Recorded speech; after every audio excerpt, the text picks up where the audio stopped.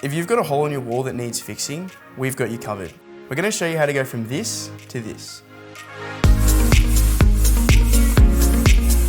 Hi, I'm Josh, and this is how to patch a large hole in your wall. Let's get into it. You'll need to grab a piece of plaster that's bigger than your hole. A good trick is to place it on the wall and trace around it. Then, using a plaster saw or utility knife, cut out the plaster along the lines. This way, when the time comes, your patch piece will slot straight in. You'll then need to measure the length of the cutout section and cut a timber batten slightly longer than the hole.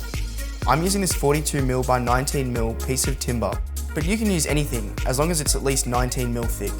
Pop this into the hole and position it so that it overlaps the edges of the hole before securing it with plasterboard screws. You're now ready to place the patch into the hole and secure it to the timber with plasterboard screws. When securing into the plasterboard, it's really important you don't put the screws in too deep. Just slightly under the surface is enough. Now that the plasterboard's in place, we're going to cover around the seams with joint tape before applying the base coat or rapid patch using a trowel. Once your first coat is dry, scrape back any high spots and apply a second coat, making sure that the tape is not sticking through. When the top coat is dry, sand the area with medium grit sandpaper to remove any bumps.